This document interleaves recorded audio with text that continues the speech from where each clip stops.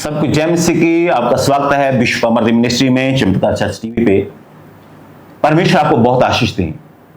इन दिनों में हम लोग मसीह लोगों के बारे में एक सीरीज चला रहे हैं, शैतान के 7 डंक। जब परमेश्वर के लोग, मसीह लोग परमेश्वर में चल रहे होते हैं, उड़ रहे होते हैं, आगे बढ़ रहे होते हैं, तो शैतान बहुत बार डंक मारता है। तो हम 7 डंकों के बारे में चर्चा कर रहे हैं ताकि आपको पता हो और आपको नीचे ना गिराया जा सके, शैतान आपको नीचे ना गिरा सके, आप उस शैतान के डंकों से बच सकें। और आज उस 7वें डंक के बारे में बात कर रहे हैं, और वो है कुड़कुड़ाना, बुड़बुड़ाना। मसीह लोगों के द्वारा कुड़कुड़ाना और बुड़बुड़ाना, इसको एक लाइन में कहूं तो परमेश्वर के विरुद्ध मसीह लोगों द्वारा कुड़कुड़ाना, बुड़बुड़ाना, यह है शैतान का डंक। शैतान आपके दिमाग में बातें डालता है, फिर दिमाग आपको कहता है, जो आपके दिमाग में भरा होता है, मन में भरा होता है, और फिर आप अपने मुंह से बातें निकालते हैं, कुड़कुड़ाना और बुड़बुड़ाना। जो आपके अंदर होता है, परमेश्वर जी ने कहा, वही बाहर निकलता है। तो याद रखें, परमेश्वर बिल्कुल भी इस बात को पसंद नहीं करते कि आप उसके विरुद्ध कुड़कुड़ाएं और बुड़बुड़ाएं। बहुत बार होता क्या है, जब आशीष आने में देरी हो जाए, आप प्रार्थना कर रहे हैं, आशीष आने में देरी होगी, या आप योजना बना रहे हैं, प्रार्थना कर रहे हैं, प्रभु इस रास्ते से चल और आशीष दे। परमेश्वर कहते नहीं, इस रास्ते से चलकर आशीष दूंगा, ये सही है, ये गलत है, तेरा चुनाव गलत है, मैं जो चुनाव किया है मैं सही किया है। तो उसके कारण क्या होता है, आशीष आने में देरी होगी तो कुड़कुड़ाते हैं, बुड़बुड़ाते हैं। परमेश्वर इस बात को पसंद नहीं करते। असल में ये शैतान का डंक होता है, जो आपके दिमाग में ये बात डाल दी जाती है, और फिर आप कुड़कुड़ाते हैं और बुड़बुड़ाते हैं। पवित्र बाइबल में हम लोग पढ़ेंगे गिनती 14 अध्याय, उसका 26, 27 और 28 आयत। 26, 27 और 28। फिर यहोवा ने मूसा और हारून से कहा, हाँ। यह बुरी मंडली मुझ पर बुड़बुड़ाती रहती है। हाँ, ये बुरी मंडली, परमेश्वर ने कहा, मुझ पर बुड़बुड़ाती रहती है, बुड़बुड़ाती रहती है। बुड़बुड़ाती है नहीं कहा, बुड़बुड़ाती है तो हो सकता था एक आधी बार हो गया। बुड़बुड़ाती रहती है मतलब बुड़बुड़ाती है, बुड़बुड़ाती है, बुड़बुड़ाती है, कुड़कुड़ाती है, कुड़कुड़ाती है, बुड़बुड़ाती है, बार बार बार बार बार बार बार बार बार बार। इसलिए यह लिखा हुआ है, बुड़बुड़ाती है, बुड़बुड़ाती रहती है। हाँ, उसको मैं कब तक सहता रहूं? कब तक सहता रहूं? बार बार ये बुड़बुड़ाती है, कुड़कुड़ाती है, बुड़बुड़ाती, मैं कब तक सहता रहूं? ऐसे कई मसीह के लोग होते हैं, बार बार परमेश्वर के विरुद्ध बुड़बुड़ाते हैं, कुड़कुड़ाते हैं। हाँ, इजरायली जो मुझ पर बुड़बुड़ाते रहते हैं, उनका यह बुड़बुड़ाना मैंने सुना है। परमेश्वर कहते हैं, यह बुड़बुड़ाना मैंने सुना है उनका। जैसे हमारी प्रार्थना सुनते हैं परमेश्वर, हमारा बुड़बुड़ाना भी सुनते हैं। परमेश्वर कहते हैं, मैंने बुड़बुड़ाना सुना है। इसलिए उनसे कहे कि यहोवा की यह वाणी है कि मेरे जीवन की शपथ, जो बातें तुमने मेरे सुनते कही है, निसंदेह मैं उसी के अनुसार तुम्हारे साथ व्यवहार करूंगा। हाँ, परमेश्वर कहा, जो तूने बुड़बुड़ाया है मैंने सुना है, मैं तुम्हारे साथ वही व्यवहार करूंगा। और फिर जब हम लोग इस पूरी घटना को पढ़ते हैं, आप पढ़ सकते हैं, परमेश्वर ने कहा कि आगे चलकर 34 आयत में भी लिखा हुआ है, पढ़ना नहीं, 40 साल तक परमेश्वर उन्हें वहीं घुमाते रहे। ये एक शैतान की चाल होती है, हमें भ्रमित किया जाता है, हमारे दिमाग को भ्रमित किया जाता है, और फिर हम अपने मुंह से परमेश्वर के विरुद्ध बुड़बुड़ाते हैं, कुड़कुड़ाते हैं। हम परमेश्वर की योजना के अनुसार चलने के लिए तैयार नहीं होते। हम कहते हैं हमारी योजना के अनुसार परमेश्वर चले।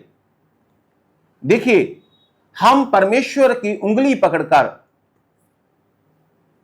उसके साथ नहीं चलना चाहते, हम परमेश्वर का हाथ पकड़कर अपने साथ उसको लेकर जाना चाह रहे हैं। यह रास्ता सही है, यह रास्ता सही है, यह रास्ता। हम परमेश्वर से समझना नहीं चाहते, हम परमेश्वर को समझाना चाहते हैं। हम परमेश्वर से सुनना नहीं चाहते, हम परमेश्वर को सुनाना चाहते हैं। हम परमेश्वर के मार्ग पर नहीं चलना चाहते, परमेश्वर को हमारे मार्ग पर हम चलाना चाहते हैं। इस मार्ग पर चले। परमेश्वर के लोगों, जब वैसा नहीं होता तो बुड़बुड़ाते हैं, कुड़कुड़ाते हैं, और जो परमेश्वर को पसंद नहीं है। ये एक शैतान का डंक है।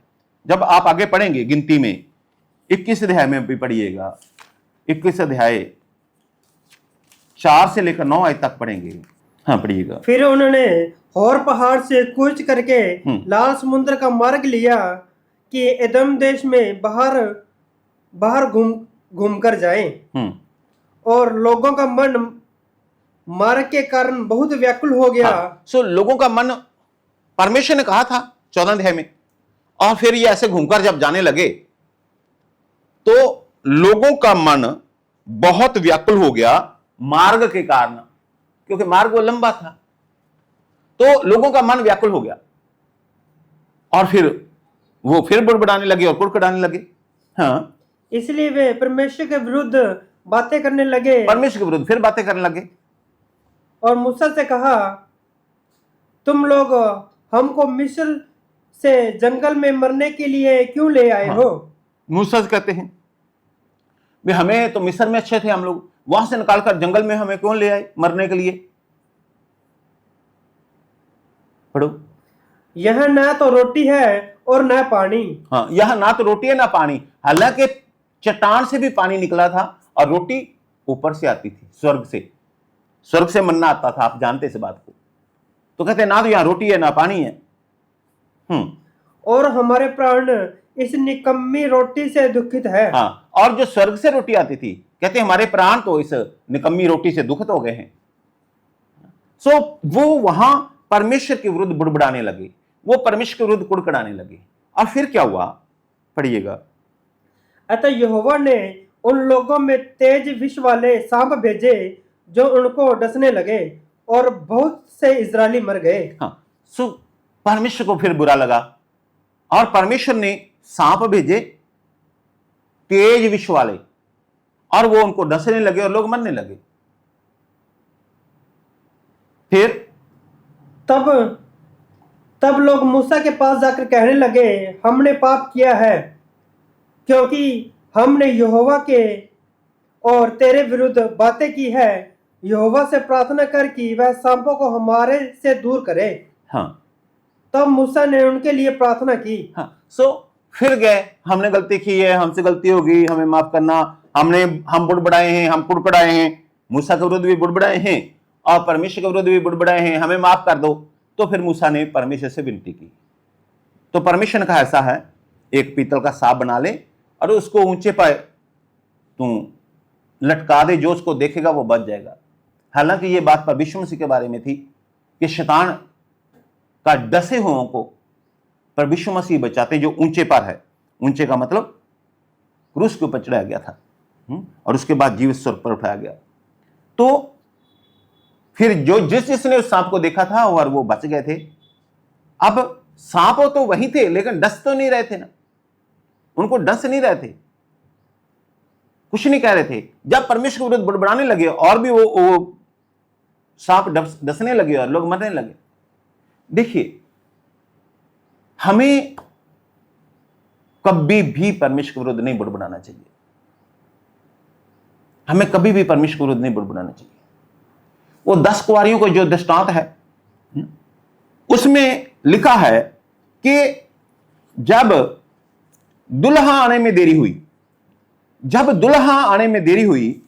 ठीक है, तो जब दुल्हा आने में देरी हुई तो सब क्या होगी? ऊँघने लगी और सोगी। जब दुल्हा आने में देरी हुई। तो ऐसे ही जब आशीष आने में देरी होती है तो लोग ऊँघने लगते हैं, कुछ तो सो ही जाते हैं, ऊँघने लगते हैं और बुड़बुड़ाने लग जाते हैं। आशीष आने में देरी हो जाए तो हमें पूरी तरह से प्रभु यीशु मसीह पर भरोसा रखना है। हमें पूरी तरह से यहोवा पिता पे भरोसा रखना है। वो ही है जो सब कुछ कर सकता है, करने की सामर्थ रखता है। अपने आप को हमें परमेश्वर के हाथ में सौंपना है कि वो सही मार्ग पर हमें लेकर जाए। किस रास्ते पे चलाना, उस रास्ते पे हमें चलाए। किस रास्ते पे लेके जाना, उस रास्ते से हमें लेकर जाए। हमें कभी भी बुड़बुड़ाना नहीं चाहिए, कुड़कुड़ाना नहीं चाहिए परमेश्वर के विरुद्ध। देखिए, मसीह लोगों के लिए ये एक बहुत बड़ा, अक्सर ही हम लोग देखते हैं, थोड़ी सी बात मान लो परमेश्वर ये हो जाए, हो गया, परमेश्वर ये हो जाए, हो गया, है ना। जैसे कोई व्यक्ति है और मतलब एक औरत है, वो प्रभु यीशु मसीह के पास चर्च में आई, उसको कैंसर था और वो प्रभु के पास आई और हमने प्रार्थना की कि प्रभु यीशु मसीह आपके नाम से कैंसर ठीक हो जाए, और प्रभु यीशु मसीह ने उसे चंगा कर दिया। मैंने नहीं, प्रभु यीशु मसीह ने चंगा कर दिया। फिर उसका बेटा नशा करता था और वो आकर प्रार्थना की कि हे, प्रार्थना करो हमारे लिए, परमेश्वर हमारा बेटा नशा छोड़ दे। बहुत भयंकर नशा करता था और उसने नशा छोड़ दिया। वो फिर भी कह रही है कैंसर हट गई, प्रभु आपका धन्यवाद, धन्यवाद। नशा बच्चे ने छोड़ दिया, बेटे ने छोड़ दिया, प्रभु आपका धन्यवाद, धन्यवाद। अब अगली बारी के इसके लिए रिश्ता हो जाए, जल्दी शादी हो जाए इसकी लड़के की। अब गली मोहल्ले में रिश्तेदारों को सबको पता था भी ये लड़का नशेड़ी है, बहुत नशा करता था। तो आज मान लो उसने छोड़ दिया, मां ने तो विश्वास कर लिया छोड़ दिया, हमने भी विश्वास कर लिया मान लो छोड़ दिया, लेकिन वो रिश्तेदार और सब गली मोहल्ले वाले सब समाज के लोगों को तो पता ना भी, अभी पहले भी ये कभी 5 दिन छोड़ देता था, तो अभी 10 दिन हुए नशा छोड़े को, 1 महीना हुआ नशे छोड़े को, और अभी शादी हो जाए। तो शादी होने में अगर 1 महीना मान लो देरी होगी, कुड़कुड़ाने बुड़बुड़ाने लग जाते हैं, परमेश्वर ये तो पहले जो कुछ किया वो नहीं। अच्छा चलो शादी होगी, मान लो अगर शादी हो गई और फिर जो है थोड़े दिन हुए और प्रार्थना करो जी उनके बच्चा हो जाए, और अगर बच्चा होने में थोड़े दिन देरी होगी फिर बुड़बुड़ाते हैं, अभी नहीं हुआ, नहीं बच्चा नहीं हुआ, ये नहीं हुआ, वो नहीं हुआ, है ना। फिर उसका बेटा जो है जिसने नशा छोड़ा, कोई काम नहीं करता था, सारा दिन नशा करता था, हाँ इसको अच्छी जॉब मिल जाए, अच्छी नौकरी मिल जाए, अच्छी जॉब मिल जाए। अब जॉब मिलने में अगर 10 दिन लेट हो गया फिर बुड़बुड़ाते हैं। तो जो परमेश्वर ने किया होता भलाई, उस भलाई को भूल जाते हैं। हे मेरे मन यहोवा को धन्य कहे और परमेश्वर के किसी उपकार को ना भूलना।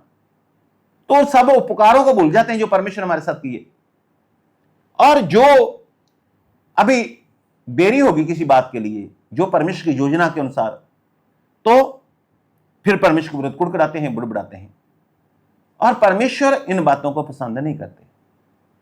परमेश्वर ये बुड़बुड़ाना पसंद नहीं करते, परमेश्वर ये कुड़कुड़ाना पसंद नहीं करते।